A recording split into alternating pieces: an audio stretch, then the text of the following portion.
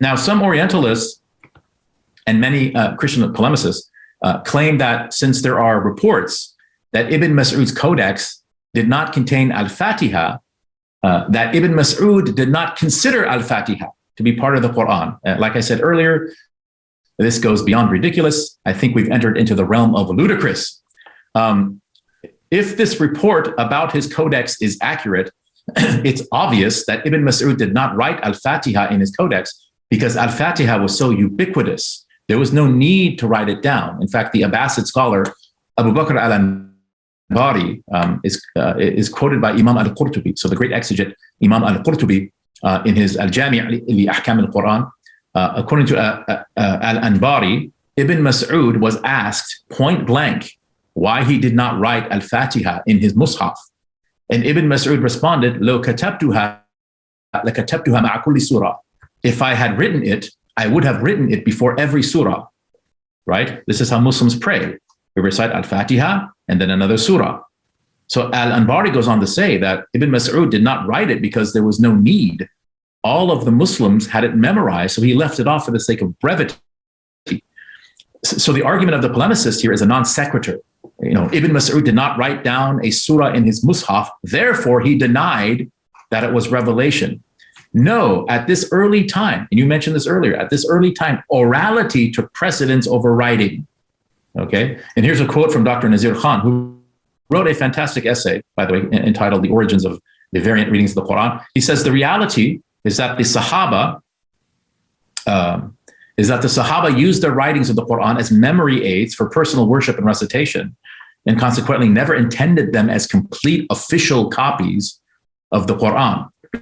Now, Imam Suyuti, he quoted Imam al-Tabari, who quoted the verse in the Quran. So there's a verse in the Quran, 1587, that says, وَلَقَدْ أَتَيْنَاكَ سَبْعًا مِنَ الْمَثَانِ وَالْقُرْآنِ الْعَظِيمِ, that we have given you, O Prophet, the 7 oft-repeated ones and the great Quran. And Imam al-Tabari said about the 7 oft-repeated ones, like what does that mean, the 7 oft-repeated ones? He says in his tafsir, قال ابن مسعود فاتحة الكتاب والقرآن العظيم قال سائر القرآن. So he said that Ibn Mas'ud said about this portion of this verse, the 7 oft-repeated ones, that this is a reference to the Fatiha, and that the great Quran was a reference to the remainder of the Quran. Okay, so but a critic here might say, well, those traditions could have been fabricated to mitigate the controversy. They just seem so convenient.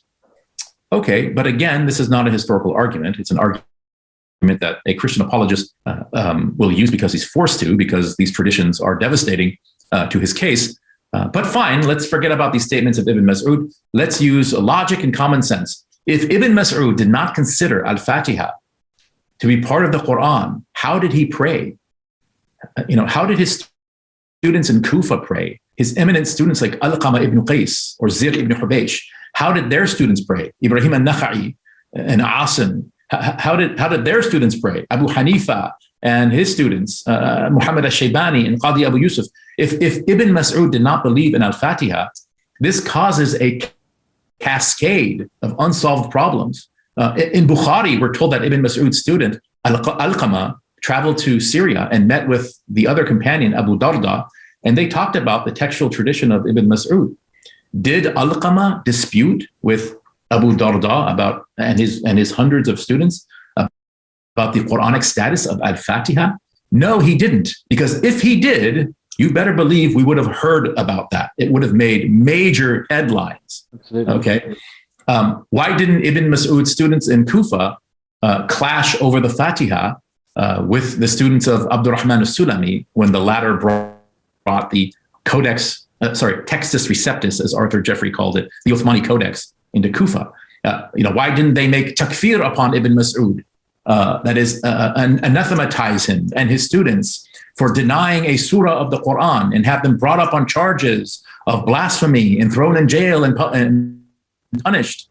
Now, Arthur Jeffrey points out that Ibn Abi Dawood mentions in Kitab al-Musahif that it was reported that Ibn Mas'ud used to recite Al-Fatiha as Arshidna Sirat al-Mustaqim instead of Ihdina Sirat al-Mustaqim.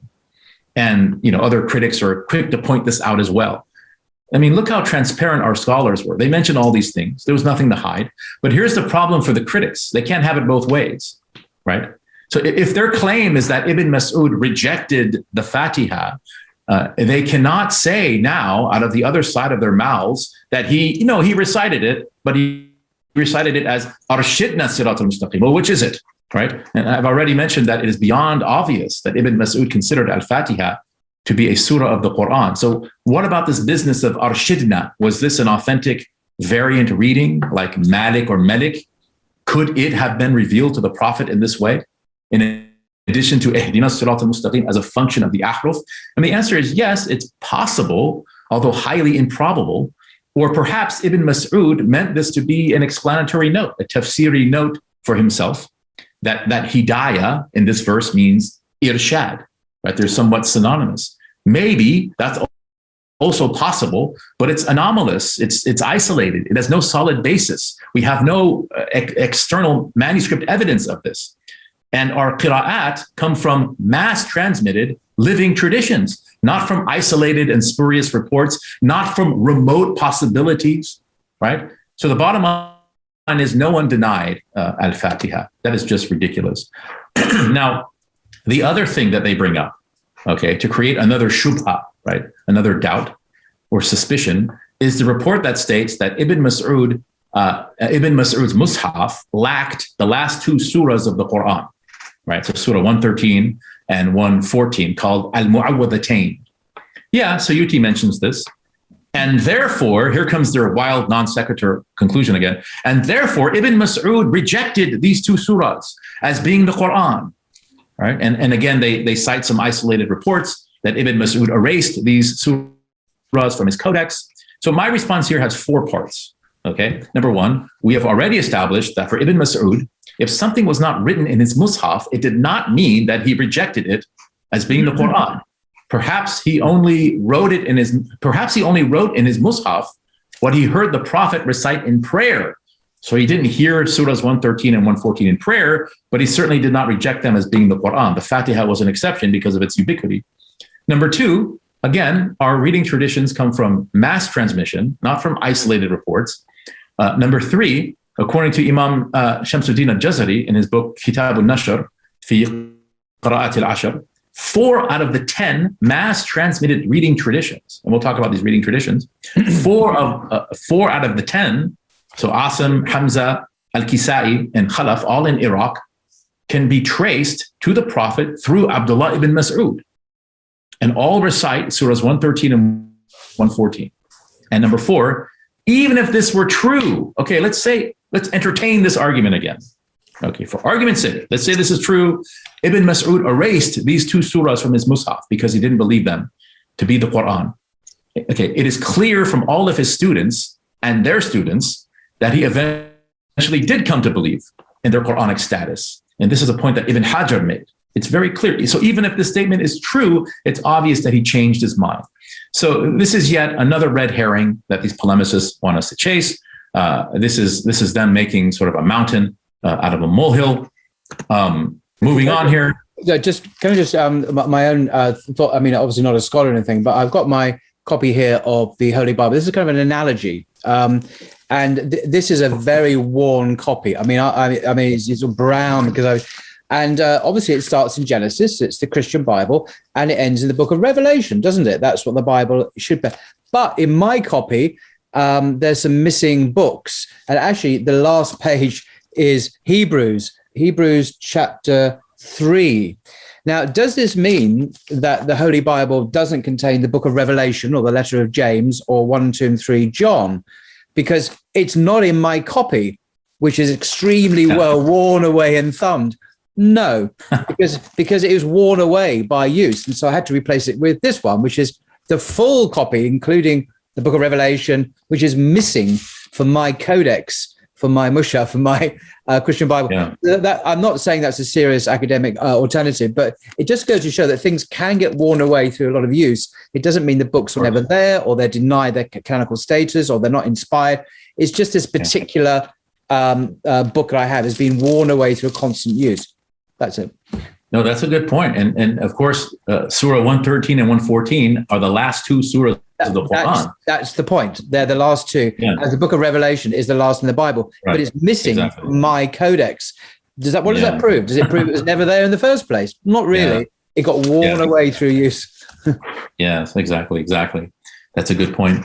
Now let's move to the Mus'haf of another companion. So Ubayy ibn Ka'b radiallahu anhu. Okay, and the polemicists also they really love this Mus'haf. Okay, so again, we don't have the Mus'haf of Ibn Ka'b is not extant. C1 is not the Mus'haf of Ibn Ka'b, but although C1 more closely resembles Ibn Ka'b than it does Ibn Mas'ud. So what's the big deal about this Mus'haf, right? Well, there are reports that the Mus'haf of Ibn Ka'b contained 2 additional surahs that did not make it into the Uthmani Codex. Gasp. Suyuti in the Itqan, he mentions this as well and references this to Kitab al-Musahif. Al-Azami mentions in his book, The History of the Quranic Text, that this was first mentioned by Hamad ibn Salama, who actually died 167 Hijrah, and that there's a major gap in the isnad of this report of at least 2 or 3 generations. So Azami calls this report defective and spurious. Nonetheless, let's look at these so-called surahs. The first so-called surah is called Surah Al-Khala. Okay, and here it is. I'll read the entire surah, so-called surah. Allahumma inna nasta'inuka wa nastaghfiruka wa nu'minu bika wa natawakkalu alayka wa nudhi alayka al-khayra wa nashkuruka wa la nakfuruk wa nakhla'u wa natruku ma yafjuruk.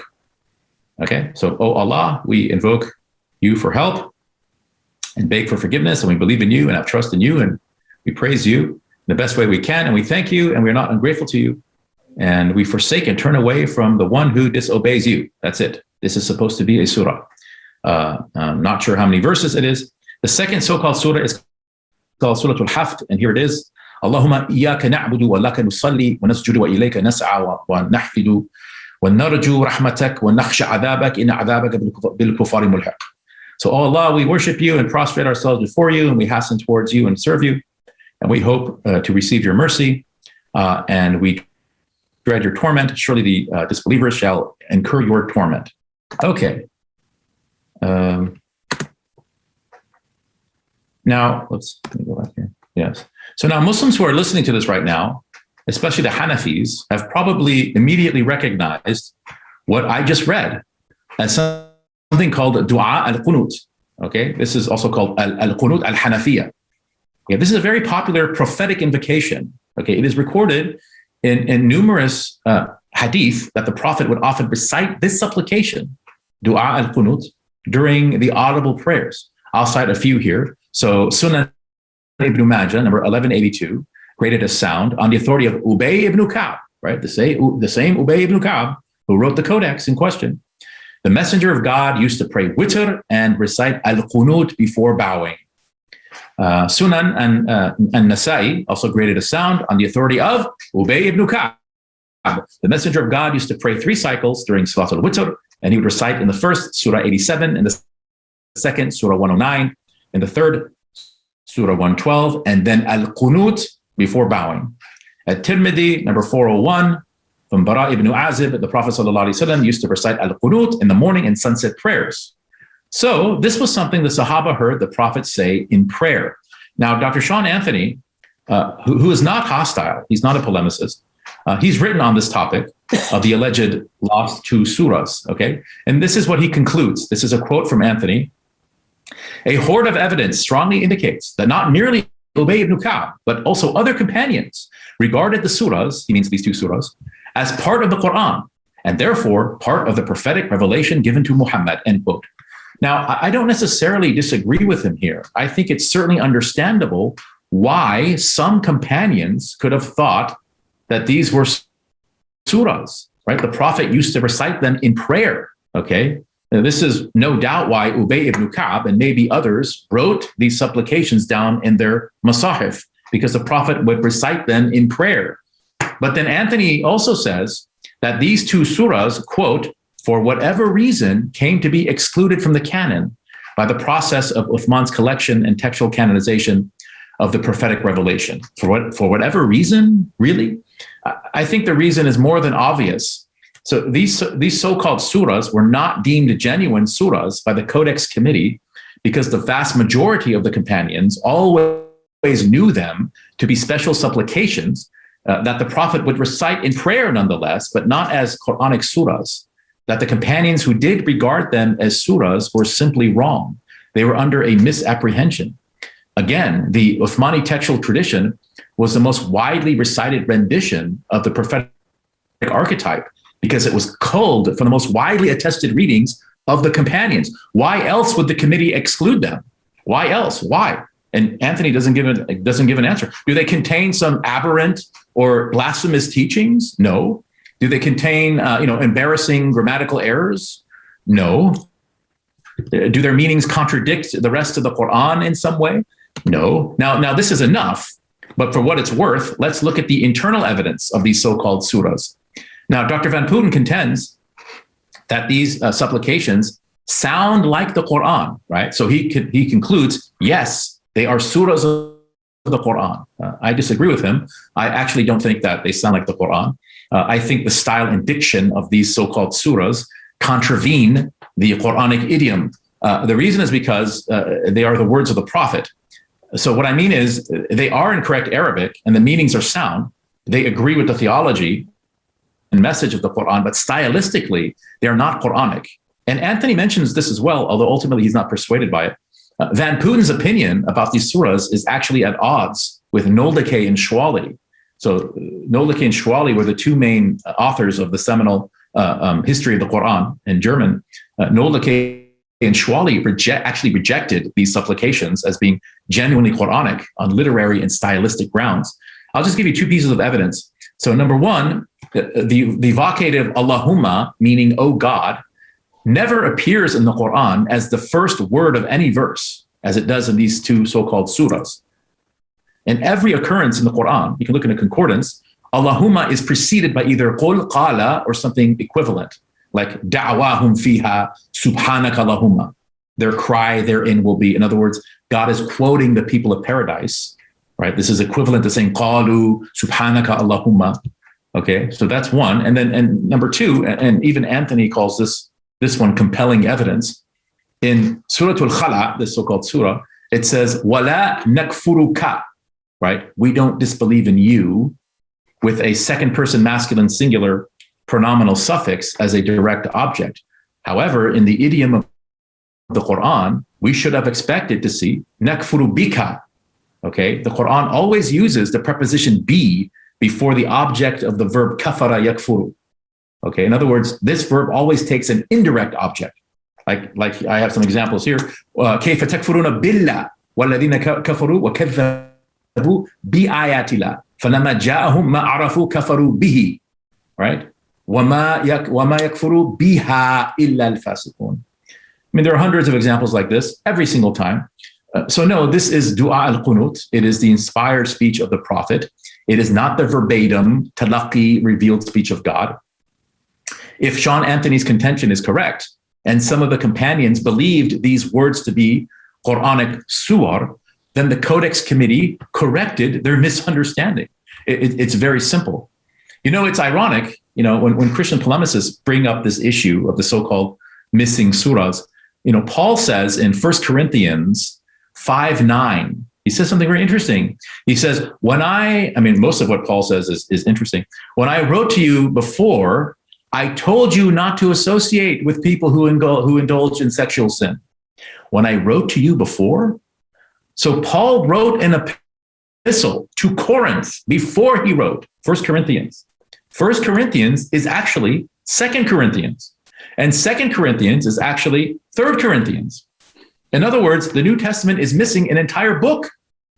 Perhaps Paul in real 1 Corinthians said explicitly that Christ was an angel or that James was his mortal enemy. I mean, we'll never know unless it's found. But then will Christians be willing to amend their canon and include it? I mean, if it's from Paul, it must have been inspired, right?